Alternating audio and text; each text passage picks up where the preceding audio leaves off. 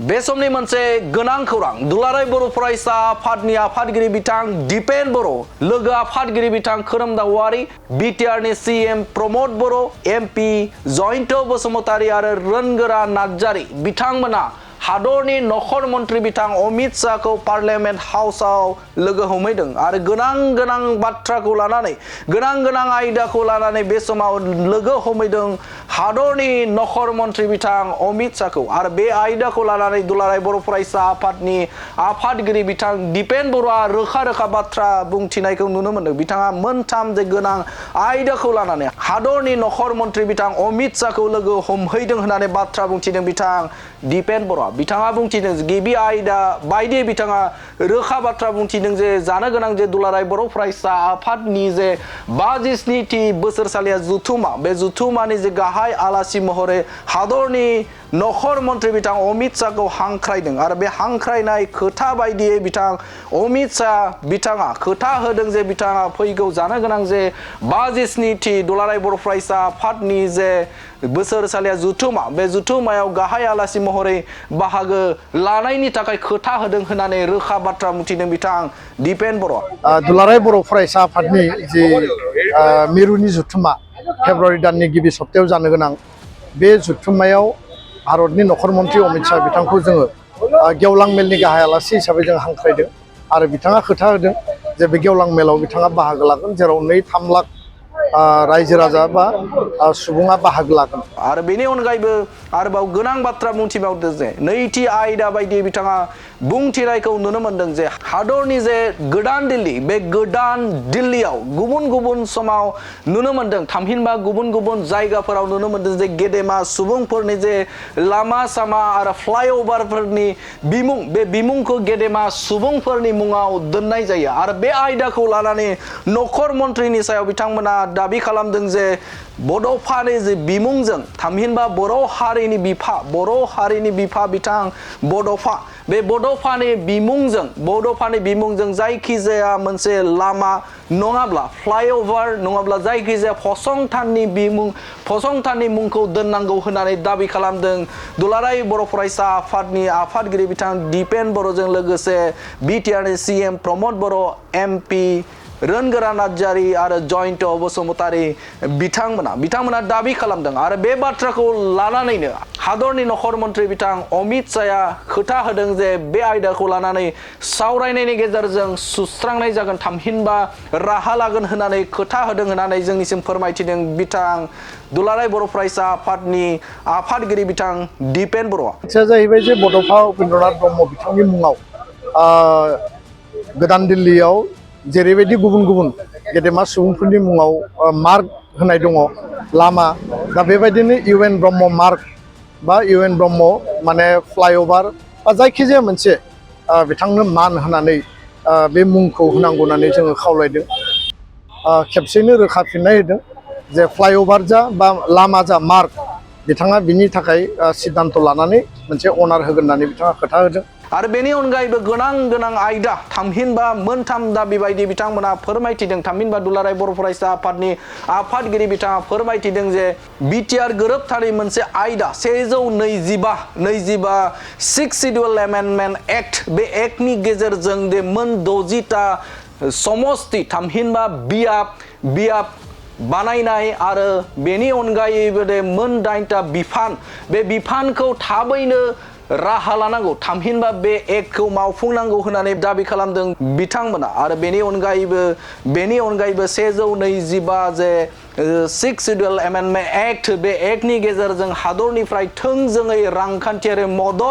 मदद मोननाय आरो गुबुन फारसेजों रायजोनिफ्राय जाखिनि रांखान्थियारि मदद बियो जेरै दं बेफोरबायदिनो थागोन नाथायबा बे समाव बिटिसिखौ गोख्रों खालामनो थाखाय मिरुनिफ्राय थोंजोङैनो रांखान्थियारि मदद मोनगोन बे 125 सिक्स शिड्युल एमेन्डमेन्ट एक्टखौ जुदि मावफुङोब्ला आरो बे आयदाखौनो थाबैनो मावफुंनो थाखाय थामहिनबा बे एक्टखौ बे समाव मावफुंनो थाखाय दाबि खालामदों दुलाराय बर' फरायसा आफादनि आफादगिरि बिथां दिपेन बर'। 27 जानुवारिनि जि बर' गोजोन गोरोबथा जि बिटिआर एग्रिमेन्ट बिनि जि गुबै जि क्लज दङ बे क्लज मथे 125 सिक्स शिड्युल जि एमेन्डमेन्ट एक्ट आरो बे एक्टनि गेजेरजों 60टा समस्ति बांहोनाय 8टा डिपार्टमेन्ट एडिशनेलि बेखौ बांहोनाय जोंहा जिखिनि माने भिलेज लेभेल आरो मिउनिसिपाल लेभेल जि काउन्सिल जि माने मोनसे सेटआप लकेल बडि जि बानायनाय आरो गुबुन गुबुन जिखिनि माने 6 शेड्युलनि जि एमेन्डमेन्टनि गुबै खोथाफोर बेयाव दङ बे एमेन्डमेन्टखौ लाबोनायनि थाखाय जोङो दाबि दैखाङो। आरो बेनि अनगायैबो बिथाङा गोनां आयदाखौ लानानै सावरायबावदों। बिथाङा बुंथिबावदों जे बे समाव गोलाव सम दिन्दां जानानै थानाय जे कार्बि आलंआव बर'फोरनि बा कार्बि आलंनि बर'फोरनि जे हाजोआरि एसटि गनायथिनि थाखाय बिथांमोना दाबि खालामदों जे बे समाव बिथांमोननि जे दिन्दां जानानै थानाय जे दाबि बे दाबिखौबो मावफुंनो थाखाय खावलायदों हादरनि नख'र मन्त्रि बिथां अमित शाहखौ। आरो बे बाथ्राखौ लानानैनो दुलाराय बर' फरायसा आफादनि बिथां आफादगिरि बे आफादगिरिया जोंनि खौरांगिरिनि गेजेरजों बिथाङा मा फोरमायदों नोंथांमोननि गेजेराव आबुङै बे समाव होनि। दिनै जोङो गोदान दिल्लीयाव पार्लियामेन्ट हाउसाव भारतनि नख'र मन्त्रि मानगोनां अमित शाह बिथांखौ जों लोगो हमो आरो दुलाराय बर' फरायसा आफादनि टीम आरो जोंहा सानै एमपि लोगोसेनो बिटिआरनि चिफ प्रमद बर' बिथाङाबो दङमोन। गुबै मोनथाम जाहोन दंमोन आरो बे गिबि बाथ्राया जाहैबाय जे दुलाराय बर' फरायसा आफादनि जि मिरुनि जुथुमा फेब्रुवारि दाननि गिबि सप्तायाव जानो गोनां बे जुथुमायाव भारतनि नख'र मन्त्रि अमित शाह बिथांखौ जोङो गेवलां मेलनि गाहाय आलासि हिसाबै जों हांख्रायदों आरो बिथाङा खोथा होदों जे बे गेवलां मेलाव बिथाङा बाहागो लागोन जेराव 2-3 लाख रायजो राजा बा सुबुङा बाहागो लागोन। नैथि बाथ्राया जाहैबाय जे बड'फा उपेन्द्रनाथ ब्रह्म बिथांनि मुङाव गोदान दिल्लीयाव जेरैबायदि गुबुन गुबुन गेदेमा सुबुंफोरनि मुङाव मार्क होनाय दङ लामा दा बेबायदिनो इउएन ब्रह्म मार्क बा इउएन ब्रह्म माने फ्लाइअभार बा जायखिजाया मोनसे बिथांनो मान होनानै बे मुंखौ होनांगौ होननानै जोङो खावलायदों। खेबसेनो रोखा फिननाय होदों जे फ्लाइअभार जा बा लामा जा मार्क बिथाङा बिनि थाखाय सिद्धान्त लानानै मोनसे अनार होगोन होननानै बिथाङा खोथा होदों। थामथिया जाहैबाय जे 2020-27 जानुवारिनि जि बर' गोजोन गोरोबथा जि बिटिआर एग्रिमेन्ट बिनि जि गुबै जि क्लज दङ बे क्लज मथे 125 6 शेड्युल जि एमेन्डमेन्ट एक्ट आरो बे एक्टनि गेजेरजों 60टा समस्ति बांहोनाय 8टा डिपार्टमेन्ट एडिशनेलि बेखौ बांहोनाय जोंहा जिखिनि माने भिलेज लेभेल आरो मिउनिसिपाल लेभेल जि काउन्सिल जि माने मोनसे सेटआप लकेल बडि जि बानायनाय आरो गुबुन गुबुन जिखिनि माने 6 शेड्युलनि जि एमेन्डमेन्टनि गुबै खोथाफोर बेयाव दङ बे एमेन्डमेन्टखौ लाबोनायनि थाखाय जोङो दाबि दैखाङो। खारन दा विन्टार सेसन पार्लियामेन्ट सोलिगासिनो दङ आरो नख'र मन्त्रि बिथाङा खोथा होबाय जे फैबाय थानाय जानुवारि दाननि लास्ट आरो फेब्रुवारि दानाव जि बाजेट सेसन जागोन बे बाजेट सेसनाव 125 जि 6 शेड्युल एमेन्डमेन्ट बेखौ लाबोनाय जागोन आरो बेखौ बिल पास खालामनाय जागोन। बेयावनो लोगोसे दङमोन जोंहा जे बिटिआरनि जे फाइनान्सियेल अट'नमिनि बाथ्रा जे फाइनान्सियेल पावार सेन्ट्रेलनिफ्राय काउन्सिला थोंजोङै मोननांगौ स्टेटनिफ्राय जि मोनो बेथ' मोनखागोनखा जोंहा गावनि रेभिनिउ जि दङ बे दंखायो खिन्थु सेन्ट्रेलाव आरमार्क जानांगौ आरो बे फाइनान्स कमिसनाव आरमार्क जानायनि जि प्रभिजन बेनि मेटारखौबो जोङो नख'र मन्त्रि बिथांनो जोङो दाबि दैखाङो। 6 शेड्युलनि लेभेलावबो डिसकासनाव दङ आरो बेखौ बिथाङा मोनसे सिद्धान्तनि गेजेरजों बिटिआर काउन्सिला गावनो हारसिङै सेन्ट्रेलनिफ्राय फान्डनि गेजेरजों सोलिनो हानाय बे बेबस्थाखौ खालामनानै होगोन होननानै बिथाङा जोंनो खोथा होदों। गुबुन फारसे कार्बि आंलंनि जि एसटि हिलनि मेटार 30 बोसोर जाबाय जोंहा मोननै एकर्डआव बेयो लिरनाय दङ आरो हिलनि थाखाय बर'फोरखौ एसटि हिल होनांगौ प्लेनाव कार्बिफोरखौ प्लेन होनांगौ बे बेबस्थानि गेजेरजों